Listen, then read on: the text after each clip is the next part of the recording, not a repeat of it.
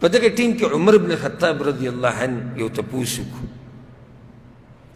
په صحیحینو کې دا حدیث دی، عبدالله بن عمر رضی الله عنهما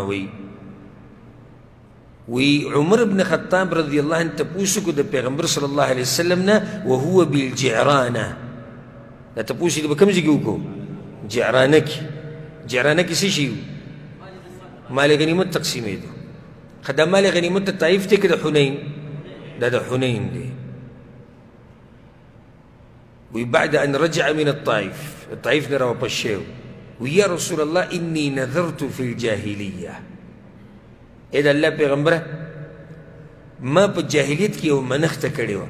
د دې سیرت د بیانولو ګوره دا فایدې ډېره انسان ته د دې حدیثونو پته ولګي چې دا واقعه کله راپېښه شوې. لکه دا حدیث معروف حدیث دی چې عمر بن خطاب پیغمبر صلی الله علیه وسلم ته ویلي. خو اوس ګوره دې سیرت کې موږ ته پته ولګېدې چې دې ځای کې یې ویلي وو، هغه دلته یې ویلي وی یا رسول الله انی نذرت فی الجاهلیه، ما په جاهلیت کې یو منښته کړې وه. قسم منښته وه ان اعتکف یوما فی المسجد الحرام، چې زه به یو ورځ اعتکاف په کوم ځای کې کوم؟ مسجد الحرام کې. فکیف ترى، نو ته څه یا رسول الله؟ پیغمبر صلی الله علیه وسلم ورته اذهب فاعتکف یوما، لاړ شئ یو ورځ اعتکاف وکړه. نو دې ځای کې هم فایدې یوه منښته چې کله د الله بندګي پکې عبادت یې بې پوره کول لازم دي. من نذر ان یطیع الله فلیطعه، چې کله تا داسې منښته وکړه چې د الله عبادت پکې بیا به پوره کې. بله غوره دا ده چې یو سړی داسې منښتې ونه کړي. یو خو عامه منښته ده، عامه خو صحیح ده. لکه مثال کې یو سړی وایي زه د الله دپاره 2 رکعته لمونځ کوم، هسې کوه. خو یو سړی دا وایي که الله دا کار وکړو زه به دا چل وکړم، دې ته علما مکروه ویلي. که الله دا کار وکړو زه به نه ولې الله بغیر د دې نه هم کولی شي. نو دې ته ضرورت نشته. ځکه پیغمبر صلی الله علیه وسلم هم حدیث کې دې ته اشاره کړې ده چې دې قسم منښتونه ځان لرې ساتل پکار دي. ګوره موږ کمزوري یو، الله چې به موږ دا کار نه دی واجب کړی خو موږ یې نشو کولی.